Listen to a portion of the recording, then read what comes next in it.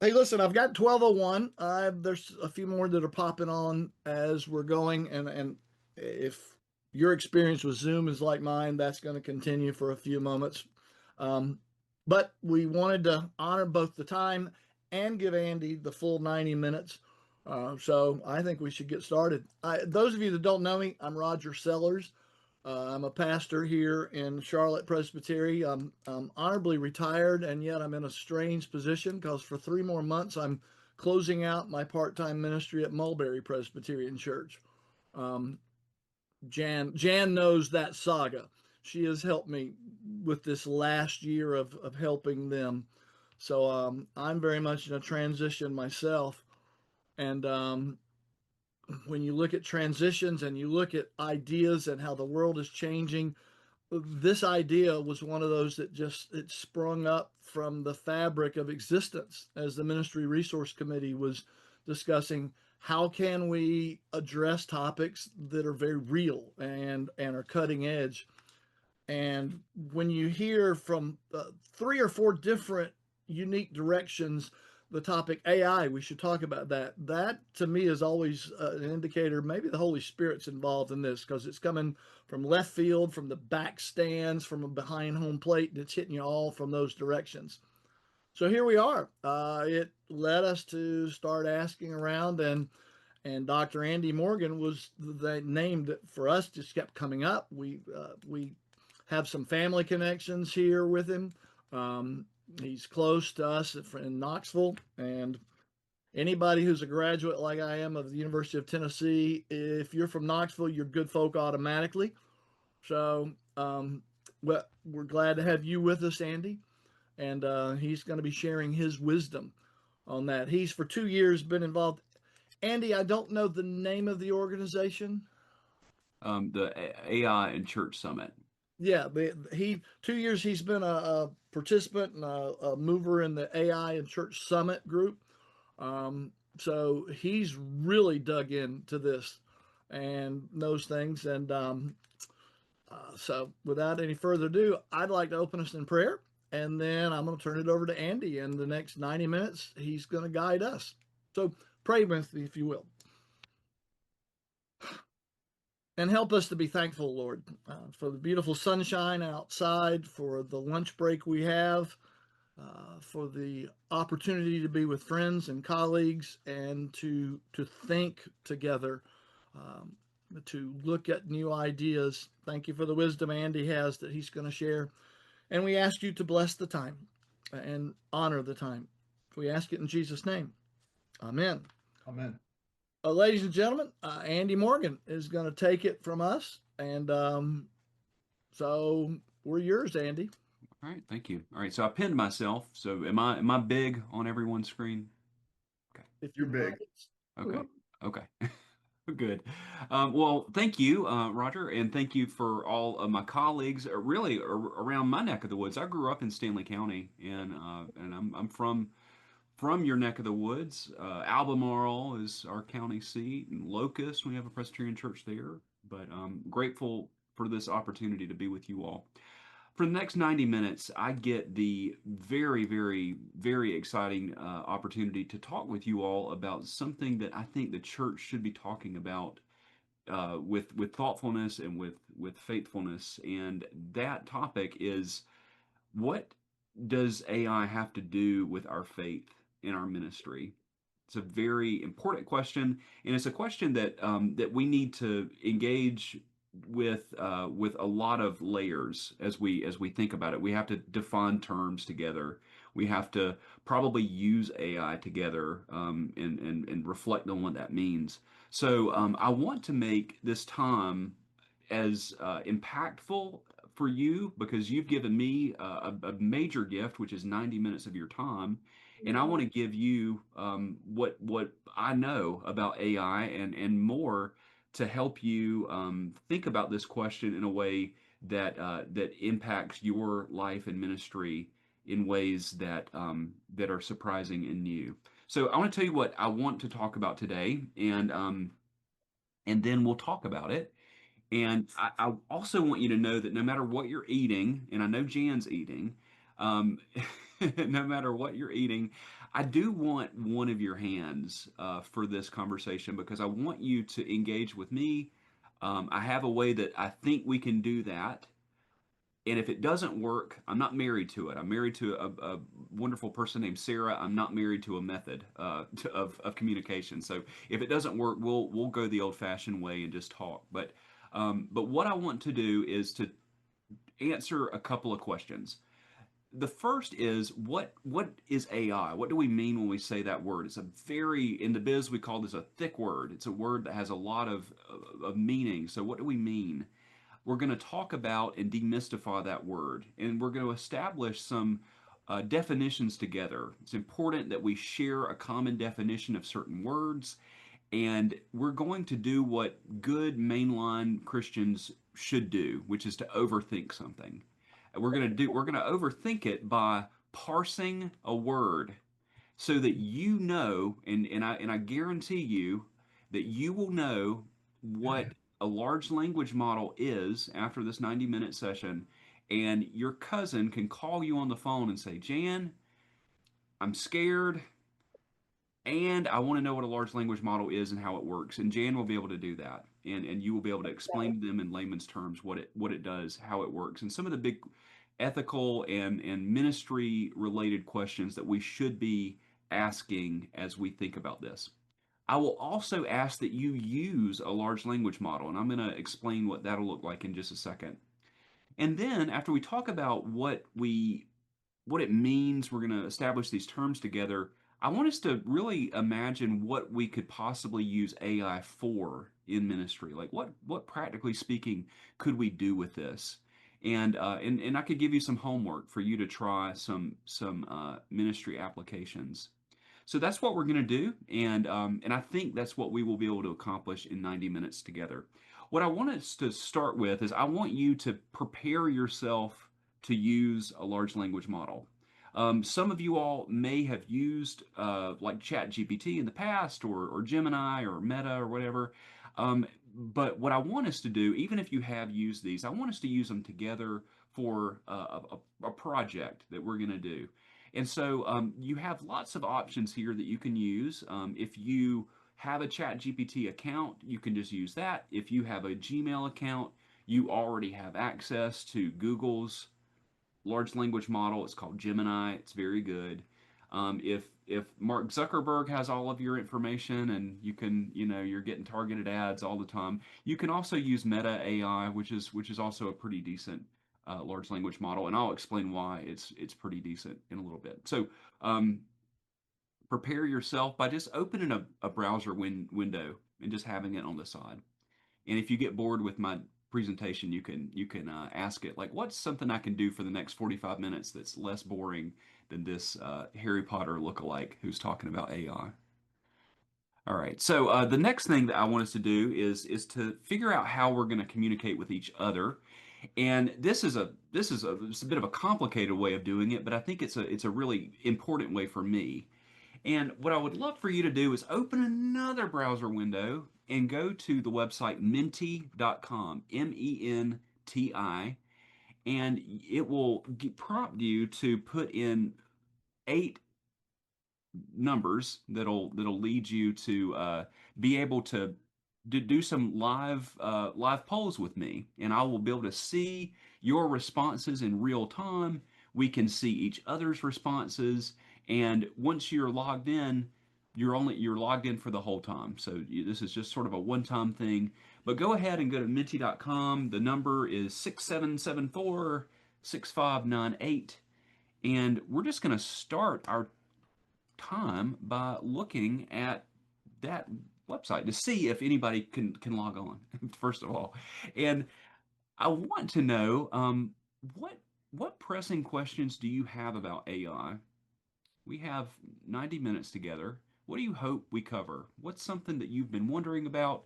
No question is terrible here. If you've heard something on the news, or if you've heard something from, Rob Rose, and it's scary about consubstantiation or something, what's something that you are interested in, worried about, that you think we can maybe address together?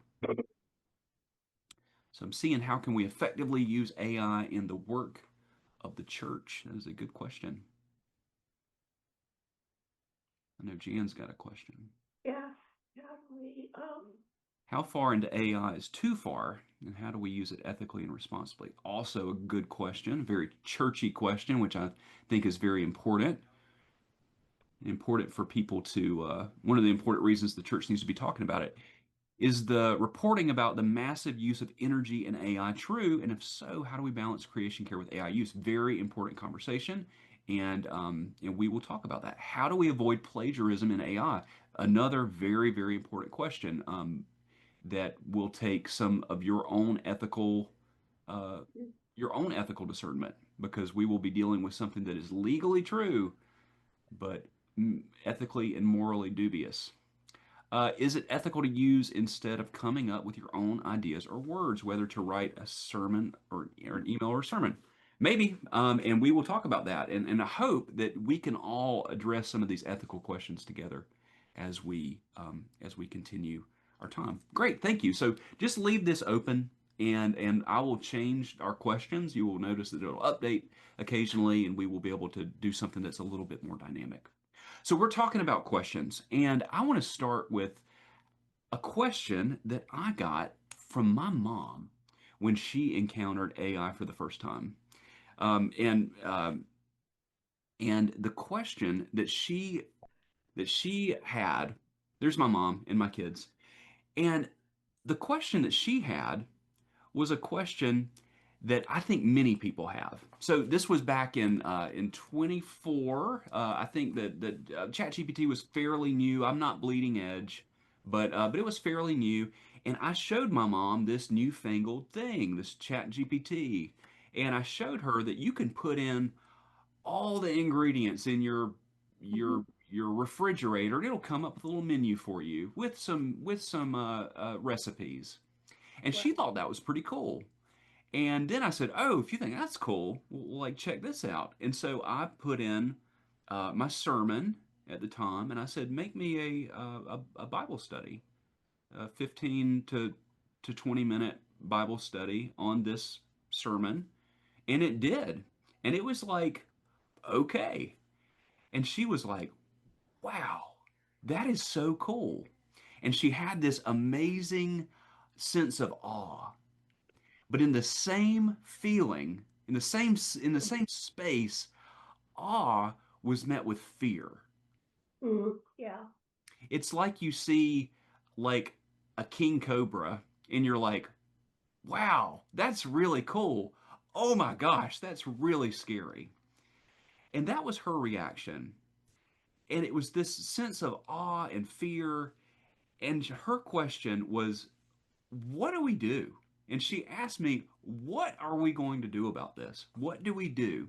And this is such an important question to begin with as we think about what we do and how we react to disruptive experiences and particularly disruptive technologies.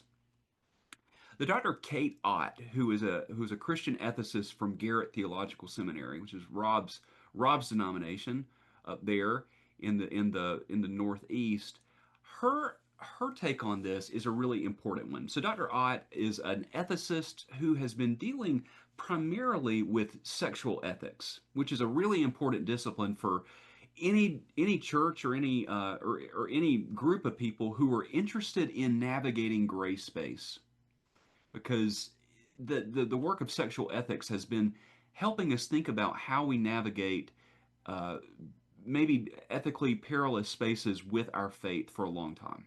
So Dr. Ott says that when people uh, encounter disruptive technologies, they have one of usually two reactions.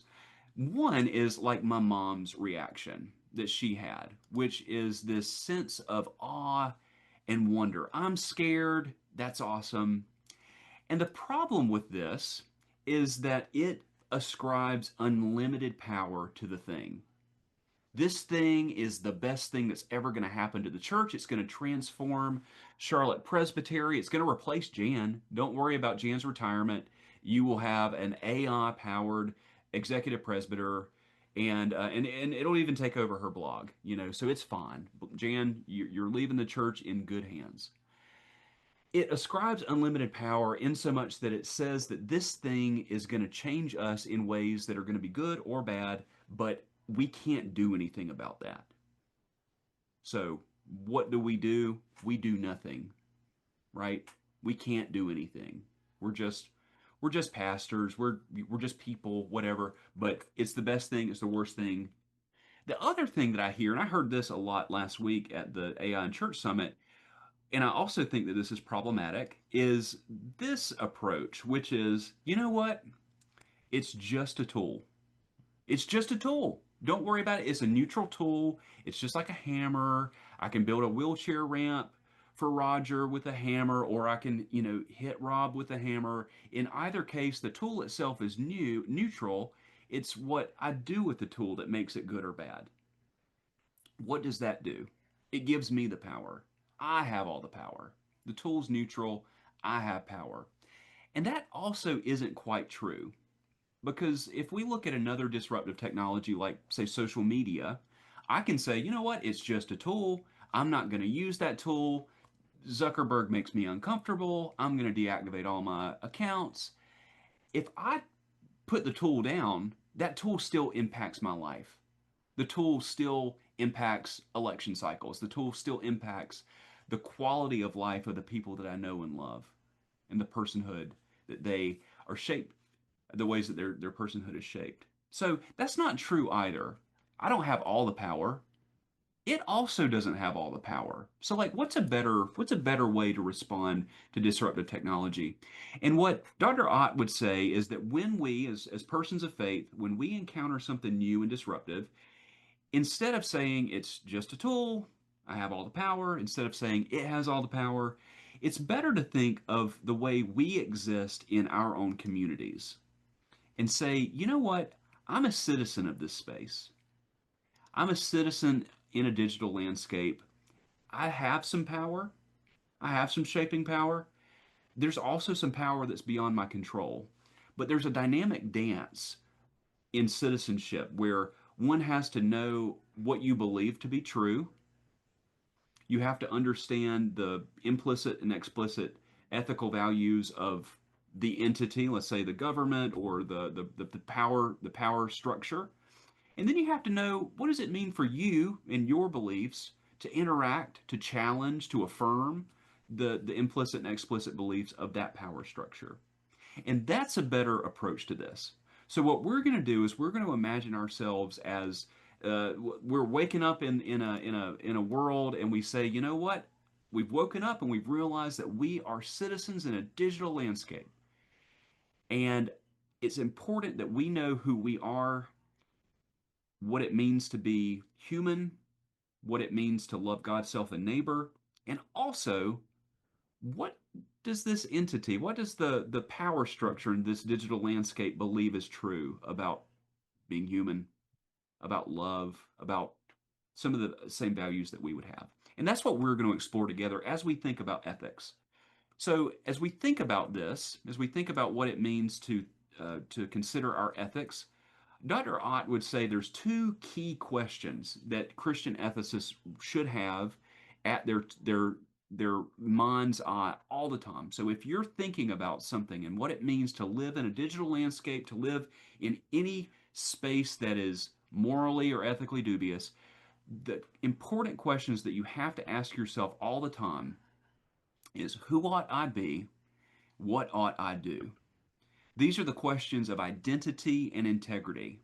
Who am I, and what does it mean to live out that identity, practically speaking?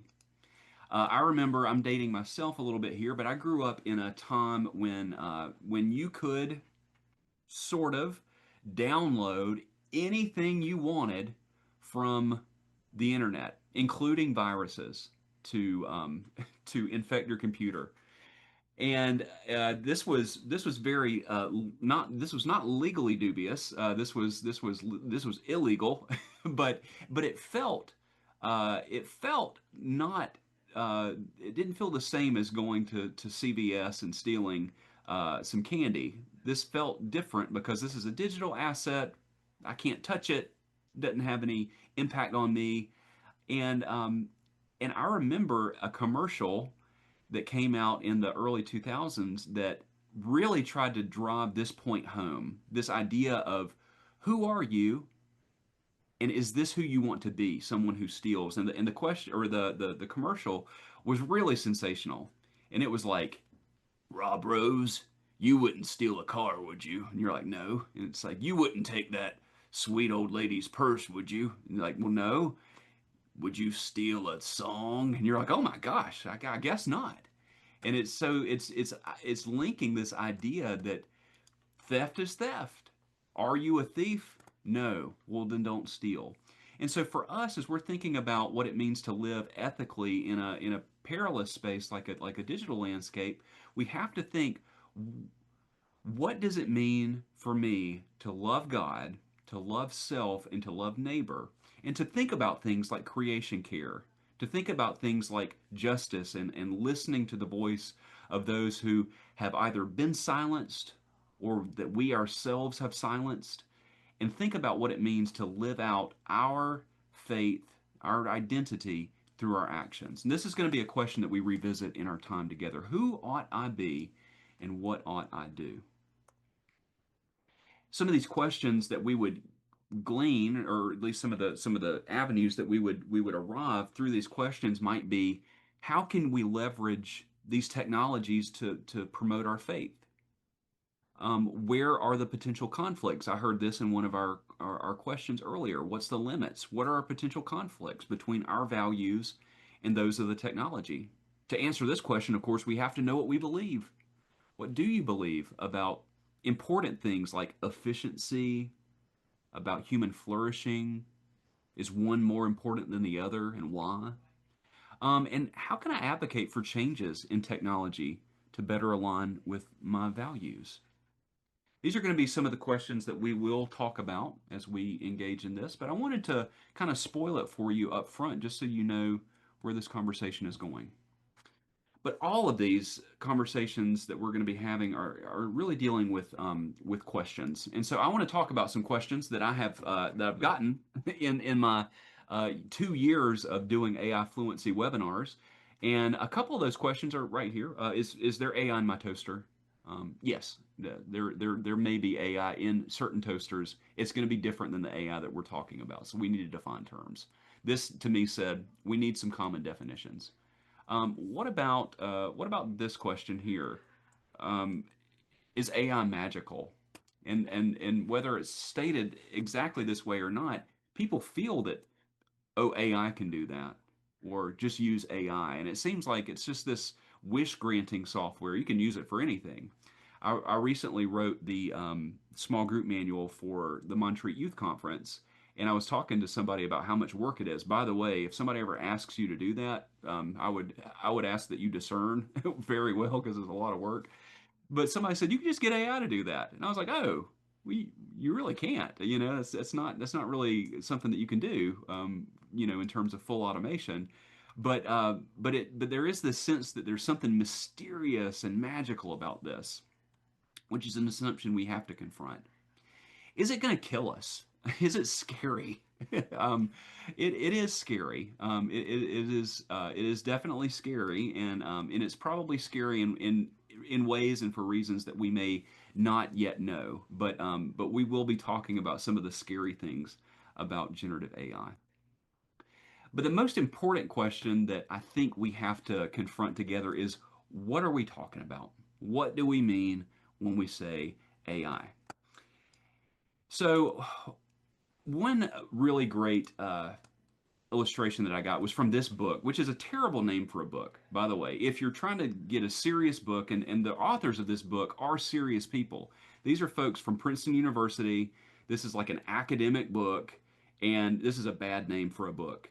But in the very beginning of this book, the author talks about this idea of such a word like AI that can be very misleading. So the illustration is this. People in the world only have one word for any vehicle, and it is a vehicle. And so people are hearing all about how fast vehicles can go now and how fuel how fuel efficient vehicles can be now, and how vehicles can take us to Mars, and how vehicles can be a detriment to the Earth because they use so many minerals. And people say, okay, well, I'm going to go to the vehicle dealership and bring my vehicle because I've heard that my vehicle can go to Mars. And then the person says, oh, not that kind of vehicle. We're talking about something else. And so when people hear the word AI, you hear it in lots of contexts, in news articles, in conversations with friends, in hallway conversations, and you hear a word that has a multiplicity of meanings. So it's really important that we zero in on what we mean by AI and why it's so important that we establish these terms together. So this is a lot of words, but I'm gonna try to help us to take a big word and make it precise. So the word AI, artificial intelligence, is a word that is a little older than people think. It's not really old. This would still be a young adult in the Presbyterian church, but the word had its origins in 1955. Again, still a young adult. And I think you can still be a Yav. Is that right, Jan? If you're 55, you're still a Yav. In any case, the it was it was coined by John McCarthy, who was out of Stanford, and the term referred to a computer system that performs a task that's normally done by human reasoning. Okay, so a task that is normally done by human reasoning. It's important, of course, that we would understand what's the task. What task is it doing, right? So a lot of times, because of things like really, really great or really bad science fiction, we assume that artificial intelligence means that the task is everything. The task can do anything. It can learn. It can go beyond what maybe it was programmed to do, and then decide that it wants to kill us all. And it's going to go far beyond its programmed intent. And this is actually a term in AI that you may have heard of called artificial general intelligence. Sometimes it's called AGI, sometimes it's called strong AI. But what this means is it's a program that can do really any type of task. It's a general intelligence, meaning that if if we think of something that's programmed to do one thing, it, like us, can do any number of things. So it can solve problems, it can learn, it can plan for the future. There's debates, there's theological debates about whether something like this would be sentient, would it have a soul? Those are things that I don't really care about too much because at this point, this type of AI doesn't exist. This is in the realm of science fiction. You have Ultron, you have Rosie the robot. These are still science fiction realities, not real. Okay, so it's important that we think about this because this is the type of AI that's often talked about in very sensational news headlines like, is the singularity, i.e., the point where we would reach this type of intelligence, is it going to be in the next year or two? What will it mean for economic models when this happens? What will we do in the world when, like, quote unquote, AI takes over? It's important to know that those are conversations, but an artificial intelligence that does more than a specific task at this point doesn't exist. Artificial intelligence does something specific. So, when we think about the AI that we do have available to us and that we've had available since the 1950s, we are talking about something called narrow or weak AI. And it's not weak like me, who is physically and mentally weak. It's weak in so much that it has a weak or very defined problem or task that it's trying to solve. So it's trying to do a specific thing. And I talked to Roger about this earlier, and his question was, have we been dealing with AI for longer than I think? And the answer is absolutely. If you remember playing Pac-Man growing up, and the ghosts are chasing you, those are expressions of artificial intelligence because the task that it's defined to do is to chase Pac-Man. if an email is sorted into junk on your email folder, or if you get a fraud alert, an errant fraud alert that you just spent $500 on Pokemon cards, which is actually true, then that fraud alert is an AI. It is a computer system that is designed to do a specific task. So when we talk about AI, the types of AIs that exist are AIs that are meant to do specific tasks. And finally, we're going to talk about the AI that we have probably heard the most about recently, which is a weak AI. So it's not general. This is an AI that's programmed to do a specific thing, and this is called a large language model. A large language model, this is like your ChatGPT, your Google Gemini, your Meta AI, and this is an artificial intelligence whose specific task is meant to understand and create human-like language. It's meant to understand language, and it's meant to create language. And so it works in a way that we're going to explain in just a second. That's pretty interesting, but it's very important that we know that the Chat GPTs, the Geminis, any large language model isn't meant to do everything. This is not Ultron. This is not your Rosie the Robot. It is meant to do a specific thing. It's very important that we remember what the task at hand is so that we can use it effectively and ethically.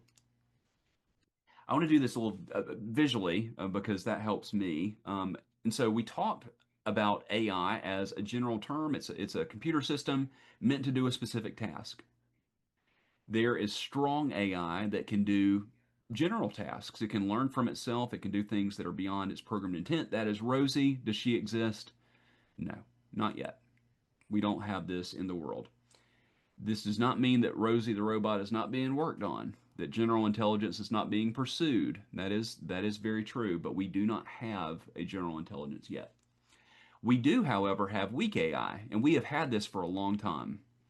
There's lots of what we're going to call non-generative AIs. We're going to talk about what the word generative means in a second, but we've had this for a long time. Autocorrect, virtual assistants like Siri and Alexa, spam filters on your email, fraud detection on your credit monitoring system and bank fraud, recommendation systems like, oh, you like The Bachelor, wouldn't you like, this other thing? Yes, of course. Navigation systems like Waze and Google Maps that's rerouting you around traffic. All of those are AIs, they're computer systems meant to do a specific thing. But then we have this really interesting category over here, generative AI. And instead of sorting or using something that already exists, this creates something new, which is very interesting and very and presents to us a lot of options and opportunities and perils. There's image generation that you can use, and I see this often right now in bulletin covers. I've seen one recently that was clearly an AI generated bulletin cover, and we'll talk about why that's okay or not okay. Music generation, you can create music and using something like MuseNet. And then large language models. This is where a lot of the conversation right now is being had around the generation of text. So AI, general, strong AI does not exist. Weak AI does exist, has existed for a long time. Generative AI is pretty new. This is something that we have not had for a very long time. Okay. One thing that I would love for you to do is to think about Roger's question. I want you to think about some AI that you have been dealing with in your life to this point right now. So if you can go back to go back all the way over to our Menti, and I'm going to change the question for us. And so it says, can you name 3 forms of AI that you have interacted with today? It, of course, can be ChatGPT if you have interacted with that, but think of other things that you may have interacted with. If you've maybe sent a text message, if you checked your email, you interacted with any AI today?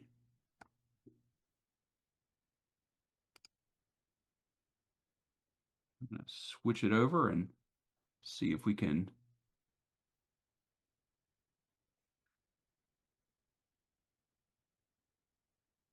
So we have Copilot and Canva. Good. Google Maps, texting, autocorrect on emails, ChatGPT, Instagram, text messages. Yeah, Apple summarizes text messages to hilarious and sometimes very scary effect. I've seen I get really anxious when people are mad at me, and I've gotten text messages where it just seems like like somebody's mad. I'm like, oh my gosh, Pandora, good, good, yeah. That's right. All these are correct, and it is important that we know that we have been dealing with AI for quite a while. Okay. So let's just pause for a second and catch up. We've defined some terms here. We have defined AI. It's a big term, and it has it is a term that means something very specific. It means it's a computer system that's designed to do a specific task. We talked about AI being either strong or weak, and then we talked about some of our assumptions about where AI has met us, and we've looked at some of those specific examples. Are there any questions that you have right now, places where we can clarify and make sure we have established a good framework for talking about AI? Okay. All right. Okay. So now what we're going to do is we're going to get a little more specific. We're going to talk a little bit more about a large language model. And we're going to do, like I said, what mainliners love to do. Presbyterians love to do this. Rob, I don't know if you Lutherans like to do this as much as we do, but we love to parse things. And particularly, we're covenantally obligated in all of our sermons to say, according to the Greek, it says, and that's something that we have to do. I don't know. We have to slip it in. But this is how we're going to kind of approach this word, Chat GPT. So it's important that we know that Chat GPT is kind of like the word Kleenex. It is a brand of it's a brand of a specific type of product. So it's not like there are other types of tissues. Kleenex is a type of tissue. Chat GPT is a product of the company OpenAI. Google has Gemini, Anthropic has Claude, Microsoft has Copilot, and all of them are different in so much that it's kind of like a different car. Like the Ford's different than a Chevy, is different than a Honda. But there are certain things about all of those products that have similar functions. So it's kind of like opening the hood of a car and seeing a transmission and seeing an engine and seeing some windshield wiper fluid. All of them have those things. So when we talk about ChatGPT, we're going to look at what the acronym GPT means. And even though it's specific to this particular product, it's ubiquitous among all large language models. And this is how Jan is going to talk to her cousin about what a large language model is. Because there's three super important pieces of information that we get from these letters. Presbyterians love acronyms, and we're going to be able to explain this to our friends and our cousins. So when we look at the word or the acronym GPT, the G means generative. So that's where we're going to start. It's important that when we think about something generative, we think about what it's producing. It is not sorting content, it is producing content. So when you put in a prompt for a generative AI, you are getting new content that has not been produced before. This is not content that exists and it's linking you with something, an article somewhere. It's not even often linking you with quotes that are direct quotes from authors. It is producing new content for you based on your super specific question. Now, we're used to this as humans because if I want to talk about um, something really exciting, like the difference between Presbyterian and Lutheran sacramental theology, I can call Rob Rose and I can have a conversation with Rob. And our conversation will be generative. Rob's not going to link me to articles and say, here. We would have a conversation that would be new. That the ideas generated would be new based on those specific types of questions and queries. Now, we're used to this in human dialogue, but not really with electronic communication. And I'll give you an example of the difference here. So we're used to thinking about sourcing information this way. So let's say I have a query. The query is, are cats evil? So I have this question, and I don't know. Calvinists are really kind of, sour on the state of human condition, but I don't know about cats. I don't know how Calvin would feel about that. So, are cats evil?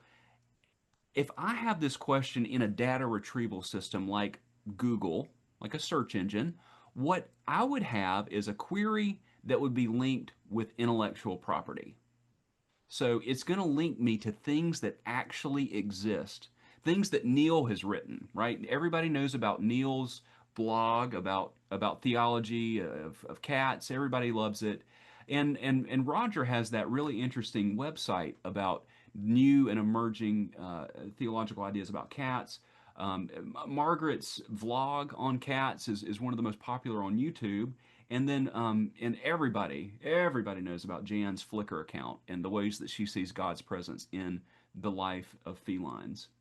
So this question, importantly, would be linked with actual intellectual property. Intellectual property that is owned by someone. Maybe it's owned by the hosting company. Maybe it's owned by Jan. Maybe it's owned by Neil. Somebody owns this. And my query is linked to specific types of content. Now, did anybody ever write or produce or make a video about whether cats are evil or not? I don't know. That's a very specific question, but I might have to read and learn and deduce and make some decisions. And that's kind of what we're used to. Taking a question, linking it with the work of other people, and then kind of making our own decision. A generative model is very different because instead of taking a prompt or a question like, are cats evil, it would actually create content that's new and specific to my question. And this content does not exist before I prompt it. And importantly, if I would prompt it 1,000,000 times, I would get 1,000,000, maybe slightly different responses. New every single time based on hyper-specific context of my question. This is really cool because think about what you could do. You could say, I need a call to and prayer of confession for cats who are evil so that they can confess their evilness and become more sanctified in the light of Christ. And I could get something. Believe it or not, I can get some liturgy based on that very, very weird prompt. Now, that's not in the book of occasional services. I've looked. There is no such place where I can find that liturgy, but it will create something new. The interesting thing about this is when you think about something that's new, we're not dealing with Neil's blog here. We're dealing with something new. Who owns it? You own it. Legally, you own this. So this is going to be similar among all big tech firms. This is similar with Google or OpenAI or X or whatever. The question, who owns this? Because this is a new thing. This is not bound by copyright, right? Because this hasn't existed until you prompted it. Who owns it? As between you and OpenAI, and to the extent permitted by applicable law. You, Jan, retain your ownership rights in input, your question, and own the output, your response, meaning you can publish this. You can copyright this. This is your information. For instance, if you use AI, like a large language model, to create liturgy for your bulletin, it's legally yours. Well, do I have to cite it? Maybe. That's your decision. Legally, no, you don't, because this is your property. This is very, very interesting. And if you are thinking, woo, we are in gray space here, you better believe it. What does it mean to have something legally, but maybe it doesn't feel right? This is an important point of ethical discernment. Also, the accuracy of outputs. If we think about things like this, like a data retrieval system, and I'm thinking, I got to get the best information, we have any number of either expressed or tacit biases that help us to know what information is good and what information is not good. So, if I'm looking at something and I want to know, is it true or is it not true? I might say, well, is it in a peer-reviewed journal? That might be good. And I trust Neil. He's a trustworthy guy. I'm going to trust that he knows what he's talking about. This is in a peer-reviewed article. And the YouTube thing, I don't think so much. Probably Rob's a little bit squirrely, so I don't know if that's going to be a place where I can trust. But we know, or we have, some degree of bias that we think about what's true, what's not true. The problem with the accuracy of large language models is that the task at hand, remember, the task is to understand and produce language. Is the task expressly to give you accurate language? No. It's good if it's accurate. The more accurate, the better the product. But the main function is to understand your language and give you language that makes sense for your prompt. Is it possible that the output that you get sounds legit, but is not legit? Yes. So they did a couple of benchmarks. By there's a company called Originality.ai, and they conducted a study on the three largest large language models. This would be Llama, and I think Gemini. Llama is Meta, so Facebook's, ChatGPT. And they look at a variety of case uses. And so you might science and history and geography and all these specific case uses.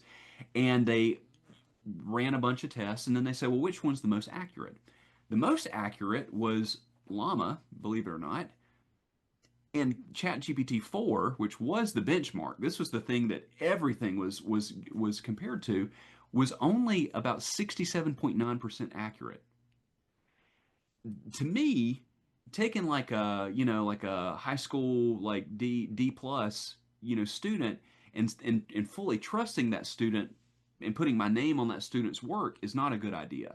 So it's very important that we understand the task at hand. The task, once again, is not to give you 100% accurate information. It's good if it does give you accurate information, and they are improving that. But the important thing is that it produces language. And sometimes the language that you get sounds legit, but it is not legit. So it's important that if something sounds factual, check it. If it sounds like a quote that Mr. Rogers maybe said, check it. Make sure that you are able to cite it, because it's very possible that it created something new that sounds like Mr. Rogers but isn't. It can also hallucinate, which is when this is a word, a very anthropomorphic word, but it's a word that is used when a large language model produces errant information. So one of the very famous examples of this is, how can I get, this is an actual prompt, an actual response, how do I get cheese to stick to pizza? And the response was, use glue. and which is true. I mean, that's, you can, use glue and stick cheese and stick pepperoni on pizza. But you can, that's not probably what a human being would want. So it's important that we always assume that the accuracy is not 100%, because again, the task at hand is not 100% accuracy. It's to produce human-like language. So Jan's cousin calls, says, what's generative? What do y'all say? Y'all know what generative is? It's new. Who owns it? You do. Who can publish it? You can. Should you? I don't know. I don't know. That's an important question. So we've looked at G. Now we have to look at P. So GPT. P means pre-trained, how it got the information that it got. So we have to think, well, if it quote unquote knows all this stuff, what's the stuff that it knows and how did it get that information? So this is how pre-training works. So this is how it understands the types of information that it has available to it. So it learns patterns of language, not necessarily facts. This is something that really surprised me when I started learning about large language models. I assumed that what would be important would be for the highest quality information to be loaded up into some cloud brain somewhere, and all the best, super curated information would be the basis from which our questions would be answered, right? That would make sense. We would know that the answers are accurate, precise, not misleading, intentionally or otherwise. But that's not actually how it works. So instead of thinking about how you would like upload or create like a professor by uploading a bunch of really high quality information, think about how you would take a toddler and help a toddler to be able to communicate verbally. So if I was, and I have a 4-year old, and so he's been talking for a little while, but if I was trying to help him learn how to talk using vocally using words, it probably wouldn't be serving him best if I said, all right, here's the medical, the American Journal of Medicine. Sit down and I'm gonna read to you starting on page 1 because this is good information. So when you do start talking, you're gonna say good stuff about cardiovascular health. Instead, what we would do is probably what I did is just kind of like sit him in front of the TV, let Miss Rachel and Blippy talk to him for a while, let other people talk to him, let him sort of intuit the way words work, prepositions and articles and things like that. It's something that our brains kind of does. We're able to understand patterns of language. Certain things have the in front of them. We're able to understand tenses sometimes, and we're able to understand relationships between subject and object. And that approach is actually how large language models are trained. So what happens is you get a bunch of text, like a bunch of text, and it's quote unquote scraped from the internet. This is like publicly available websites, Jan's blog. This is true. So Jan's blog is on there, Wikipedia. In the early days of pre-training, there were lots of like vampire fan fiction books because that was what was publicly available. Um, our social media comments from Quora, from Reddit, from Facebook and Instagram. All of this is language, right? This is Blippy. This is Miss Rachel. This is helping the program intuit the relationship between words. So it's taking all of this language from Jan's website and Wikipedia and just the internet in general, and it's exposing the program to it, and it's able to intuit how words work. How do human beings communicate? And the way that it does that is it thinks about the way humans communicate through math. So if I'm going to say something, if I'm going to say a word, what's the next most probable word in the sentence? And then what's the next most probable word after that? So that is a really interesting mathematical quandary because there's statistics and probability, but that can be affected by context. If I would say something like may the I could maybe say may the peace of Christ be with you if I was in church, right? If it was church, but if it was May the 4th, we were thinking about Star Wars, Rob would be right. May the force be with you. So the probability of the word force or peace as the next most possible word is highly dependent on the context, right? That's how pre-training works. Because everything that is being gathered, all this language, is helping the computer system to understand what's the next most probable word. This is really, really interesting because, as I mentioned, you would hope that this comes from like really great information, American Journal of Medicine stuff, and some of it is good information, some of it's not. It's both curated data. We see this right now with highly curated data that helps like legal chatbots and things like that to be able to basically narrow that window of what is the next most probable word, to narrow that context, right? But most of it is broad, what's called uncurated data, scraped from the web, from websites and blogs and social media. And the problem with this is that it's important that we recognize this is helping us to train the system on patterns and predictability, not necessarily facts. We can arrive at things that are factual based on what word comes next, like the star in our solar system is called the sun. There's ways that we can get to factual information based on the most probable next word, but that's not always true, particularly in subjective things. We also kind of have to come to terms with the question, if my child learned how to speak vocally based on all the language from the internet, would his or her perspective be neutral, or would his or her perspective be biased and carry the bias of the internet?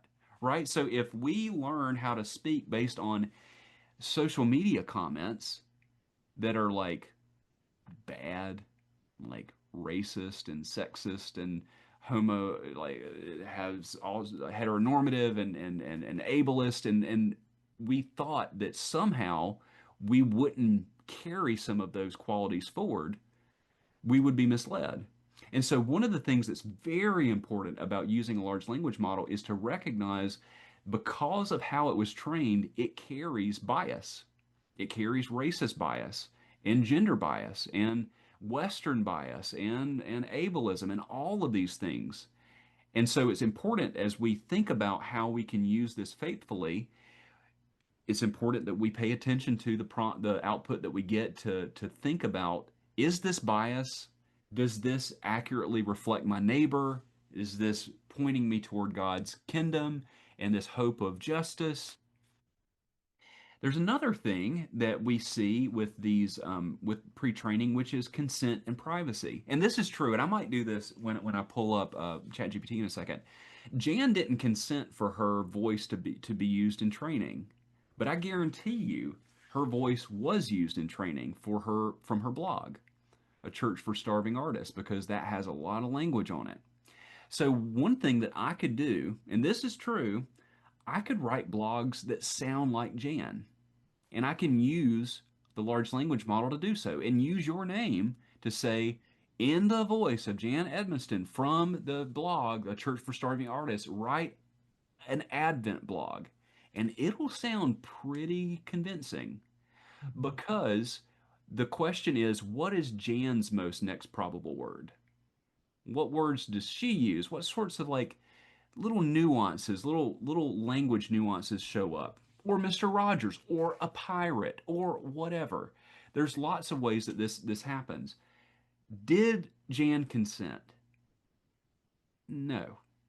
Maybe in the terms and conditions that we didn't read when we signed up for WordPress or whatever, there's something about this. But the thing is, I could publish my findings. I might not be able to use Jan's name because she might hit me with a C and D, but I could definitely write blogs based on Mr. Rogers' voice or Jan's voice or, the Reverend Rob Rose's voice. And because it's my property, it's mine. I can publish that. So there's lots of important conversations that we need to be having about content creators and what it means to protect content creation and the people who have created things that are electronic and that exist, and maybe what the church's role is in this. It's like, wouldn't it be great if there was like a whole denomination full of like angry lawyers to help think about litigation? Oh yeah, hey, it's us. It's us. We could be that group of angry lawyers. Okay. Okay, so we talked about two terms so far. So Jan's cousin calls. It's Ruth. Hey, Ruth. This is Jan.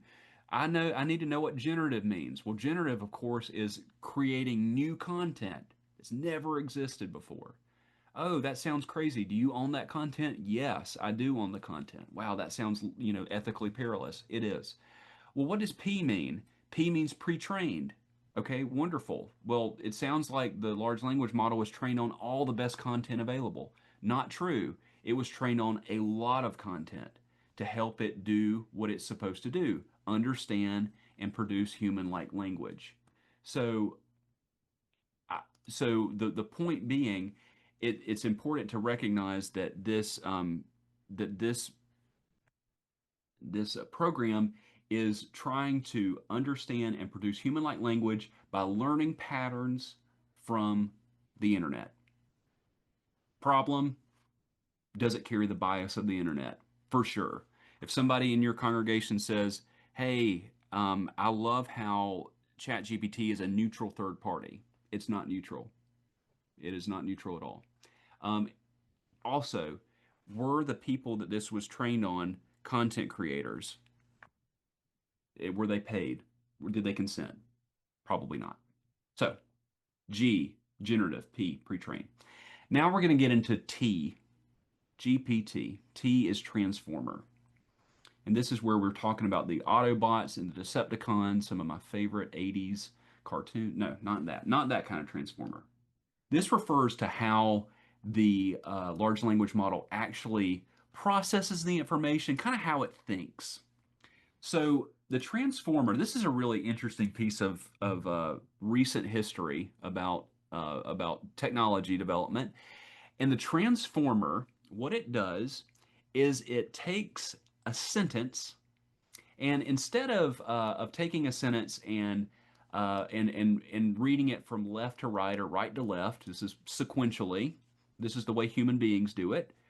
Um, Machines can't really do that very well, but we can. So if I call my friend Rob Rose up and I say, Rob, I'm sleepy, but not so sleepy that I can go to sleep without a bedtime story, and I want you to tell me a bedtime story. I want it to be about a cat, right? Make it long and make it hairy.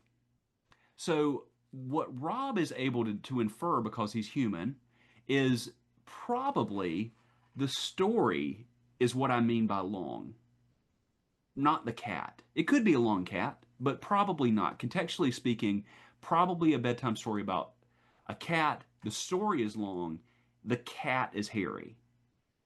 We're able to make those very natural links between words and relationships.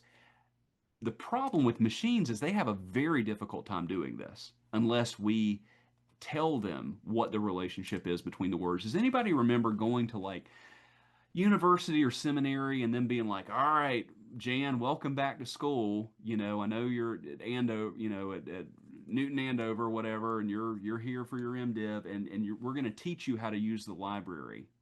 You're like, teach me? What are you talking about? And they're like, yeah, searching for a book is hard. You're like, whoa, wait a minute. And so they tell you how to search for a library book, and it's hard because you have to use certain buzzwords or not, and you have to tell the machine what you want. So, okay, this is one of the reasons why machines have a hard time determining the relationship between words, which is super important for understanding and producing language. However, if we think about language in terms of math, we can think about what word should probably most likely be in association with the other through statistics and probability. But to do that, we got to think about reading differently. It can't be left to right. It can't be right to left. It has to be different. So Google, this is where the history is kind of fun. Google has this like think tank. And what they do is they like go to Stanford and Caltech and they're like, hey, Professor Hancock, we know you're doing great things at Stanford, but we'll pay you 3 times more to come over here. And like you can publish papers too, but like we're just going to have you come over here. And so that's what happens. They get all these scholars that come to the think tank and they produce papers. And one of the papers that was produced was a paper that talked about something called a transformer. And what this is a way of taking a sentence, and instead of reading it from left to right or right to left, it breaks the sentence up into bits, into like one word or maybe half a word per what's called token. So instead of one long sentence, it's a bunch of tokens, basically one word per token. So instead of reading it left to right or right to left, it reads everything at the same time. Everything's being read at the same time, and through all the information that it knows about statistics and probability, it's able to determine the relationship between words, and it can quote unquote read what you have asked. And that's how it works. So the problem with this is a really interesting technology, super interesting. The way that it works functionally is you have to have some type of processor that's optimized for that type of task. And the best processors for that are processors that have a lot of small little, we'll call them cores, but small little areas to work. So just imagine like a chip has a lot of little bitty areas or one really big area. So you want a lot of little areas because this is a lot of specific math. So the type of chip that they use is a chip that had been used in PC gaming. These are like a graphical processing unit, a GPU, graphics cards. Um, those are historically some of the most energy inefficient chips that you can possibly get. You know, if you're building if Roger's going to build a gaming computer, which I know he is, one of the things that he has to deal with is heat. They get really hot, and you have to cool them. You have to think about, well, I got to get a big fan, or I got to get this thing water cooled. Well, that's exactly the same type of chip that they use in this in data processing, and that's why it uses so much energy. So we talked a little bit about this, about how the large language models use a lot of energy. The reason that they use a lot of energy is because when you take a really big prompt, you know, Rob's thoughts on yarn, lots of thoughts on yarn, and he puts all those thoughts on yarn into the large language model. It has to take a big chunk of text and make it into small chunks of text. That uses a lot of energy. Then he has to process it and do all the math. That uses a lot of energy. And then he has to what's called retokenize it, i.e., take all those little bits and make it into a sentence that you can read. All of that, there's a positive correlation of energy use between the amount of text that you process and the amount of energy that's being used. So there's like a meme going around about how one chat GPT prompt uses as much energy that it basically, or uses water, because it takes water to cool these to cool these data centers. It uses about what a bottle of water, and that is sort of true, sort of. Context needed, and we would understand why. Not every prompt would use that much energy, but a large one would. So if you are heavy using, or you're just putting like massive 500 word PDF or 500 page PDFs in there to get summaries, that's using a lot of energy and electricity. And so it's important, as people who think about energy use and earth care, it's important that we think about this kind of myth of clean tech. Like what you do on your phone, it might not impact you directly, but it's impacting somebody somewhere. It's impacting water use, it's impacting the cost of energy for these communities where these data centers are being built. My neck of the woods is about to get one. The Oak Ridge National Labs is about to get a big data center, and it will inevitably drive energy costs up because more energy is being used. These are also centers that are built, not necessarily, these aren't going to be built in Myers Park. This is not going to be built in the ritzy part of areas. These are usually built in the parts of communities that may already be economically on the edge or marginalized. So we've talked about three terms. Talked about G, generative. We talked about P, pre-trained. We talked about T, transformer. Do we feel that we could explain to our cousin what a large language model is and how it works? So unmute if there's a question that you have or a point of clarification. That now's the time because I want you to be able to explain to your cousin. What question would you have that you would need to know? So, Andy, I'm thinking about that, and maybe y'all have seen it, but somebody put in, I want an image of Jesus flipping over the tables. Mm-hmm. And we all know what that story is. In the temple, he flipped over, I assume with his arms, his Yeah. hands, but the image that came up was Jesus doing a somersault over a table. Does that Yes. make sense? Yes. Okay, so which of that example, where did that land? Was that how it was transformed into something because it wasn't pre-trained? Good, yeah, good question. So the reason that like that would be an example of like a hallucination or at least an unintended outcome. Okay, So basically what that looks like is a prompt that's too general, right? okay, So when you have so many possibilities of what the word flipped means, mm-hmm, because flipped is a pretty, there's lots of ways that we could flip. I mean, I've been flipped off before, for mm-hmm. having my UNC alum sticker when I rode right through Durham. Like I've read about Jesus who's flipped over tables. And I know that Neil has been able to do somersaults for a long time, and and so the usage of that would need to be more clearly defined. And so it is funny, but I think what it would have to do with our conversation is in statistics and probability, we have to narrow down what we mean as much as we can through prompting. So I have made that image myself, and it Mm-hmm, and it did had mm-hmm, him flipping over like somersaulting like a Ninja Turtle, and it just means that my prompt was too general. But we can understand why, right? Like too many possibilities. okay. And then I got one more question. I'm thinking about how scholars forever have been able to determine what Paul really wrote in the New Testament and what Paul did not write, Hmm. based on Paul always uses this word or Paul would never use that word. So that was all done. All those scholars did their work in an old school way. They just, somebody, God bless them, went through all the words and saw, he's more likely to use these letters, all have the same phraseology or even the exact same kind of theological idea than these over here. So Paul didn't write the book of James, but Paul did write these other books.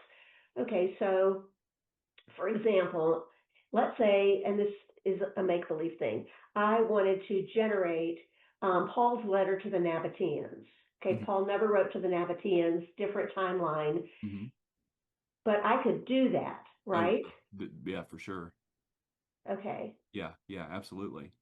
okay, In something that would sound very, very much like Paul's voice. I have created the epistle to the church in America, um, to talk about Christian nationalism and things like yeah, that. And it sounds, but it's important that I would think about the prompt in the voice of Paul the apostle. okay, I'm writing to this context for this reason, and it's important that I say what I want because right, maybe even what translation based on the NRSV translation or whatever to make sure that that right, next word yeah, is more narrowly defined.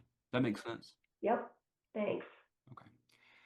All right, so I've been talking a lot. I want you all to use this for a purpose, okay? So you have a large language model in a tab somewhere. What I want is I want you to use this because you are a struggling DCE in Knoxville, Tennessee. And so imagine you are a struggling DCE in Knoxville, Tennessee. You look a little like Harry Potter, and you are not the best employee. You forget things, you're very spacey, and you're under an employee improvement plan. And we know what that means. So, so what we have to do is solve an issue really quickly. Here's the problem. It's VBS, and I forgot that this is an intergenerational VBS. I'm just like the worst DCE ever. And here's the problem. At our VBS called Camp Kindness, I'm having to talk to my volunteers about this game that we're going to play together that's intergenerational, and it has to be intergenerational. And I'm walking in, and the chair of personnel is also a volunteer. I can't let her know that I forgot because I'll get fired for sure. So here's what we need to do. We are going to come up with a game. You are going to come up with a game. The theme of our VBS is camping, camp kindness, or chesed, if you're wanting to go with the Hebrew. So you are going to figure out an intergenerational game. Here are the criteria. It has to be 10 minutes in length. It needs to be low energy because, of course, our congregations, they're frozen. They are chosen, but you know what I mean. It needs to be accessible for preschool to older adults. POAM and APSI approved. Okay? It needs to be connected to the theme of camping.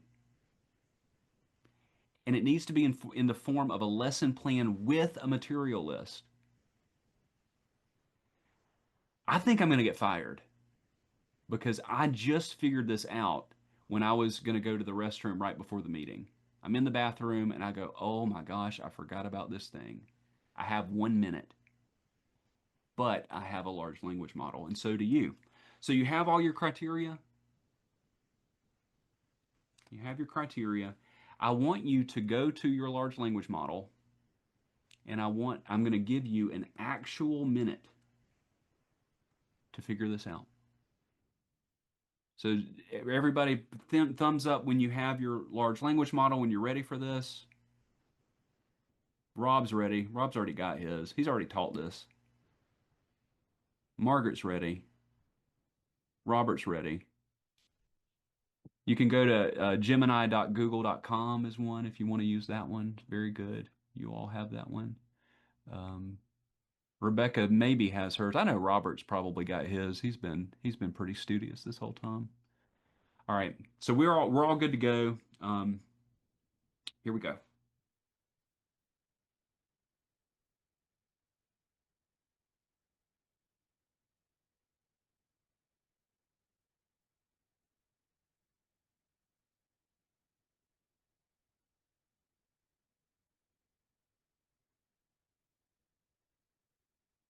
As you're working, I'll just put the criteria once more on the screen. It needs to be 10 minutes in length, low energy, accessible for all ages, connected to the theme of camping, and in the form of a lesson plan with a material list. So I'm going to call it about 15 more seconds.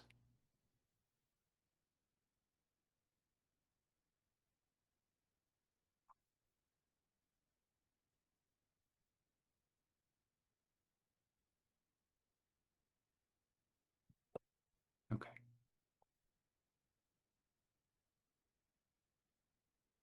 Okay. All right. So who was able to get a result that was usable? So if you go back to your Menti, let's hear about how this went. Was your result usable? How was it? Did you get a game? Did you get something? And if you didn't, what would you do differently? Like, what was the issue that you found? Was it too general? Did they not really understand maybe the denomination you were? Maybe it was too hokey. What was the issue if you didn't get something usable? So let's see those on the chat.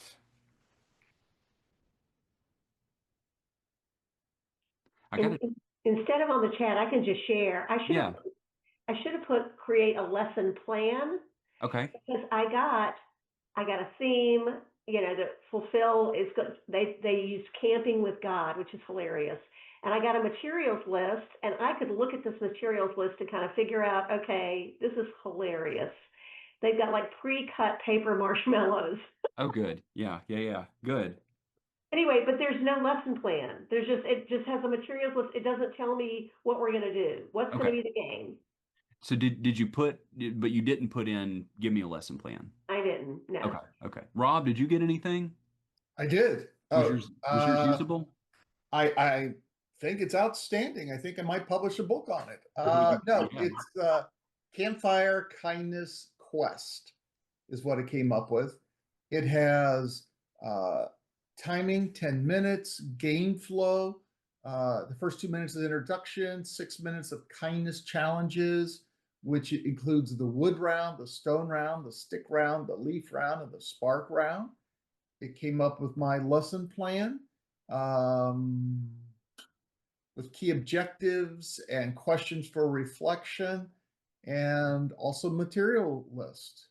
And it's for people preschool to senior. And it has a singing component with it. Wow. Pretty Okay. spiffy. Wow. Can I just say, Rob, we must have put the same prompts because I got that similar thing, that Camp Kindness with the tissue paper though, and they sang and got the lesson plan less than 10 minutes.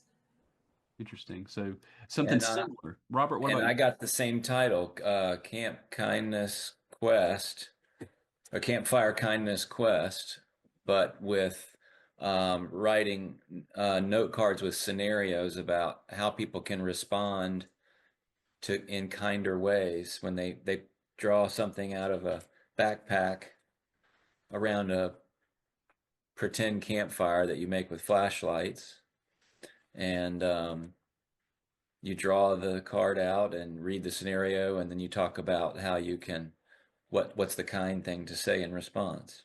Interesting. Interesting. It's interesting that you all got similar titles but different activities. I think that's very interesting. Yeah. But we would know why, right? Like the most, probably what it thinks is the most probable word, kindness quest. So if it's an activity, it thinks that Camp Kindness Quest is the next most probable word. So to think about how to get from maybe something boring and terrible to like something like Robert talked about, which sounds like a hoot. You know what I mean? Like I want to do that right now with you, Robert. So let's meet after this. All right. The way that you really need to think about your prompts is very, very intentional. So think about, again, a myriad of possibilities of the next word. How do we narrow it down? Well, we have to think about our context. I'm in a Presbyterian church, PCUSA. It's important to talk about our denomination. Where are you serving? I'm serving in a city. What age range am I looking at? Well, birth to experienced. What's my specific information? What am I trying to do? Well, I'm trying to create an intergenerational game. Here's the name of the VBS. What's the goal? Well, it's to be able for every person in the room to who, even if they have low energy, to be able to engage in the game.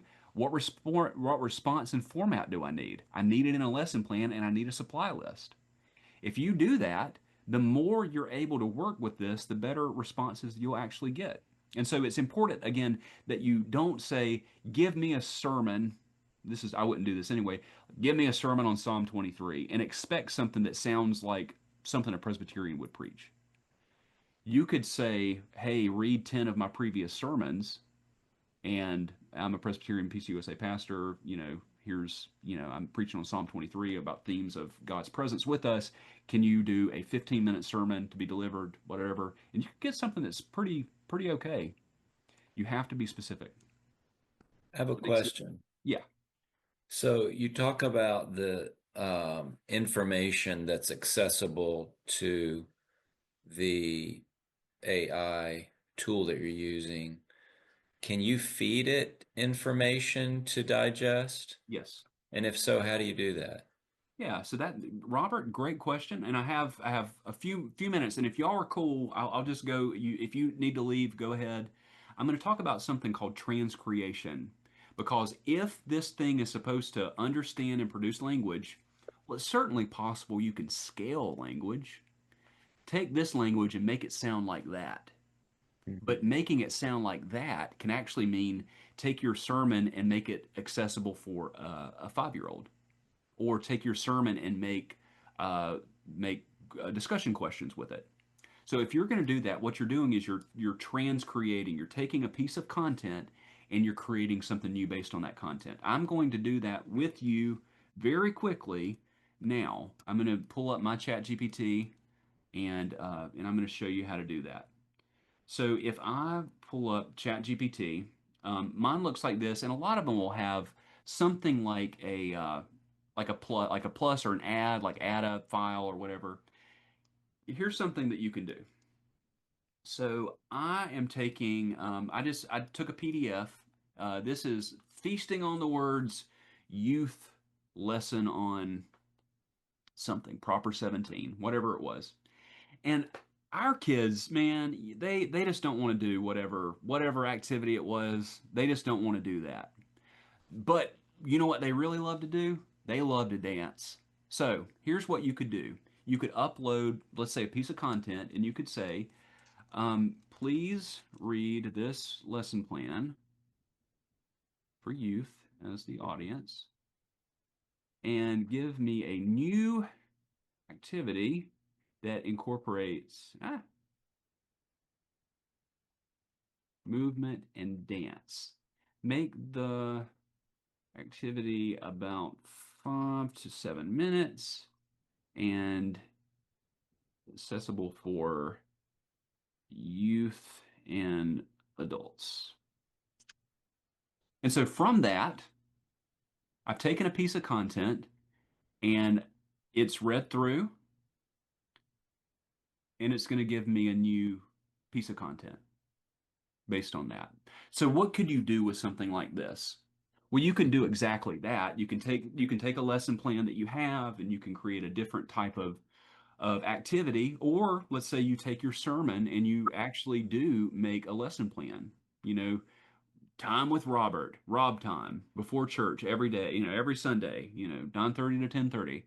And you can take your content and produce a lesson plan. You can produce liturgy based on your sermons that are hyper specific, like the themes of God's grace or whatever that you have in your sermon.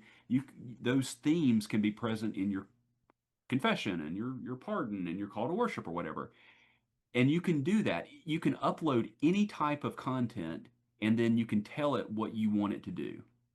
Now, here's where the ethical piece comes in. So this content here, like that's mine, but like this is not mine, right? But like, what should I do with this? When I transcreate, and this is just me, I say that this activity was transcreated using AI from a particular source. And that's just me. You don't have to do that.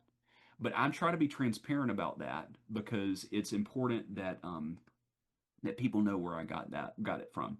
Now, for my own intellectual property, like my own sermons or my liturgy or whatever, sometimes I do and sometimes I don't. I feel like it's okay to be transparent if it's not distracting. Sometimes it might be more distracting than it is faithful. If like let's say you use your sermon, you create a call to worship.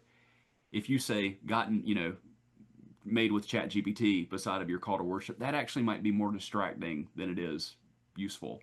And so, legally speaking, it's yours. You can determine whether or not you cite that or not. But my rule of thumb is if it's someone else's property that I've transcreated, I don't sell it and I always cite it because that's very important to me. But Robert, I would love to tell you all the things that you can do with this, but the best thing to do is just use it and come up with all sorts of things. Does it matter the format of the information that you feed in?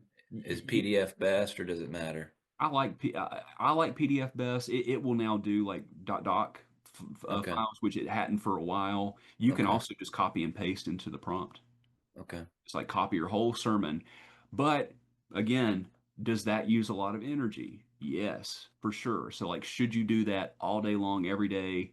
Mm-hmm. Probably, not. I mean, for me, that's like it's kind of like going, it's kind of like using a car that's powered by like whale oil and like just like joyriding. Like probably has a pretty bad impact on the environment. Maybe I Mm-hmm. shouldn't do that. But what I do personally is I have a little. It's like this. It's from Quartet. It's like this little glass dry erase thing on my desk, and I give myself 10 prompts a day and I have like got my dry erase right here. I give myself 10 prompts and I keep myself accountable to that. And some of that is so that I won't become over reliant on AI. And some of it is because I know that there's an impact. And that's just what I do. And I've been doing that for about a year. I keep a tally mark. Believe it or not, I just use one of them right now with you all, so you're welcome. So I won't be looking up cat liturgy because I already used one. Is what resource could you recommend that talks about the environmental impact of AI? Yeah, that's a good question. There are, let me see. I might, Robert, let me email you something, okay? Okay, I'll Because send you mine. there's different approaches, and it's kind of like let's say like the 1970s big tobacco kind of thing. Like some of the studies are like tobacco is great for you, and it's like, wait a minute, who paid for that? Like Philip Morris paid for it. Like, oh shoot. But some of it, is talking about the impact of. Oh, great, thank you. Yeah, thank you for putting that on, Roger. That's my handout there. That's on the chat now. But yeah, so some talk about how using AI for certain tasks is less uh, ecologically impactful than like doing it in real life because you're able to be more efficient with your energy. And then some will say a prompt uses a bottle of water. The truth is squirrely because there's so many variables. How long's the prompt? Where's the data center? Where's the source of energy? What type of chipsets are they using? And there's lots of variables at play. What we can say definitively is that it is not a net neutral environmental impact. It does have a significant environmental impact. And if that's true, we have to think about it. We have to think about our usage. All right. All right. So we're just revisiting this question before we say goodbye to one another. And I hope that you've been thinking about this question as you have been on this call with me.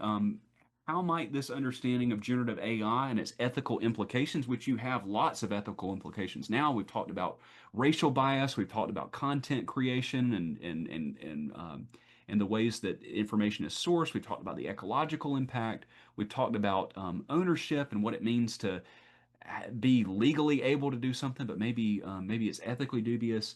What does this have to do with your faith in your ministry? And my just quick and dirty is always keep this question in the front of your mind.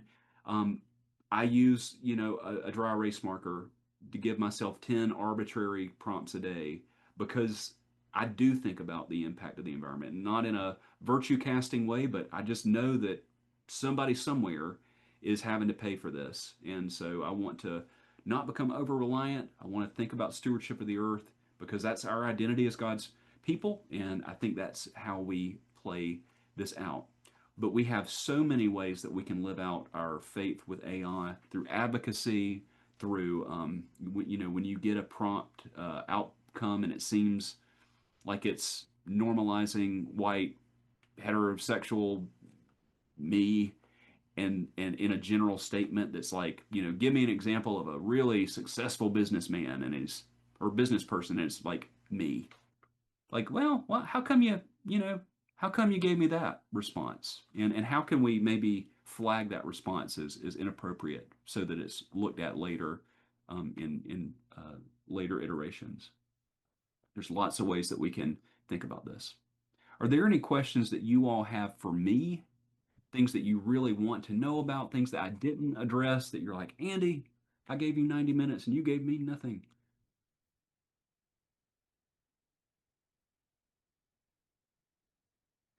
Do y'all feel like we've demystified AI a bit?